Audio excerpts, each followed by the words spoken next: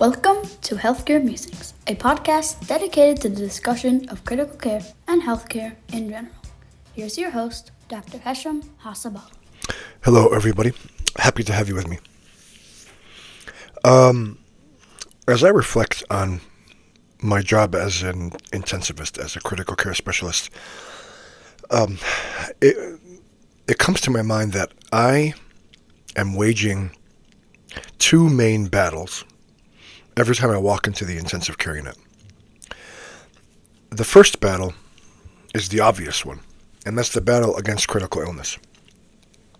That's the whole reason why I became, one, a doctor, and more specifically, a critical care doctor, is to battle and fight critical illness.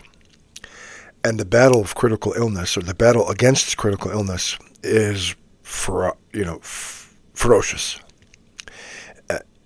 Critical illness tries to take my patient out of this world literally in a matter of minutes, if it could. And we fight like hell to try to help the patient conquer critical illness, win the battle, and leave the intensive care unit intact, walking, safe and sound, with sound mind and sound body, so they can continue their lives with their friends and their family and their loved ones. Now, that battle's not always easy. The battle's not always won. And our patients, unfortunately, sometimes, even if they may survive critical illness, may not necessarily survive wholly intact. But we fought like hell, right? We do everything we can to help the patient conquer critical illness. But like we said, sometimes we don't win that battle.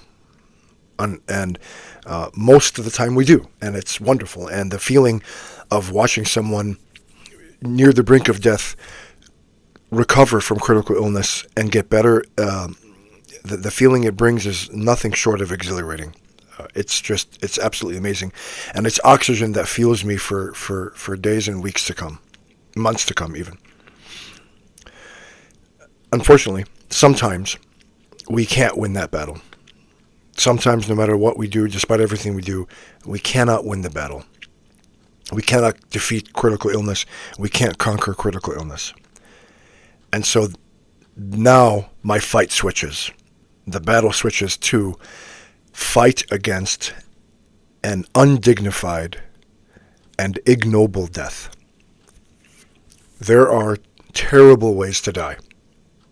Full of pain, full of distress, full of anxiety, full of angst for the patient and the family.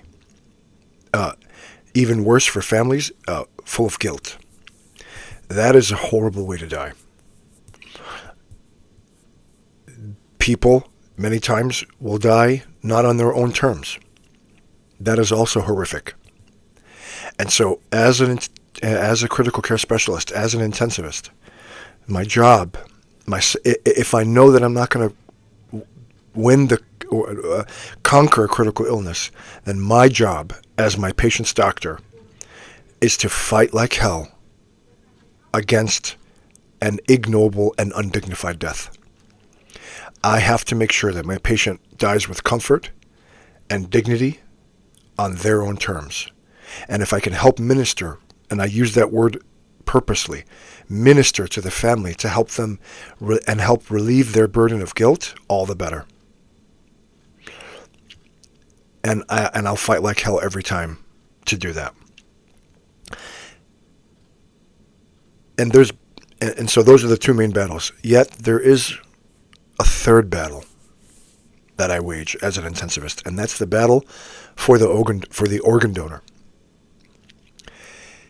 Unfortunately, and many times, the story of organ donation is a story steeped in tragedy, horrible tragedy.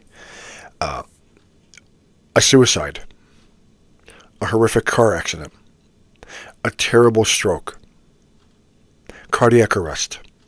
I mean, these are terribly tragic conditions.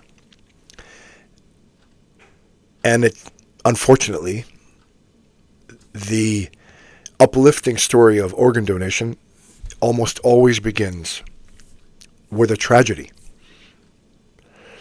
And if that happens, and then again, I know that the patient, we cannot win the battle against, we can't conquer the critical illness, and they possibly are an organ donor, or the patient himself or herself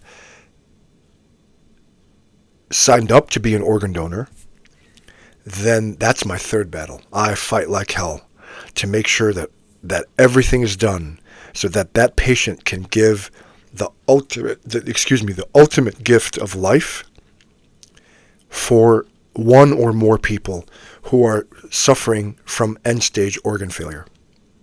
I do everything I can. I do whatever it takes.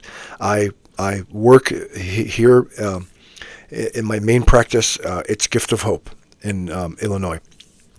And I fight like hell to try to do everything I can so that my patient, that hero, my hero, can donate the heart, the lungs, the liver, the kidneys, the pancreas to someone else. My own uncle was a recipient of a kidney, and he lived for many years without dialysis. And so that's my third battle, and I'm proud to wage it. And so I am so grateful and blessed that I'm a critical care physician and that I walk into the unit every day waging these battles. I cannot thank God enough. And I'm so happy. And I'm so grateful. Despite the difficulty, despite the long hours, despite the anguish sometimes, despite all the difficulties that it comes with, I am so very grateful. I would not rather be anywhere else in the hospital but the ICU.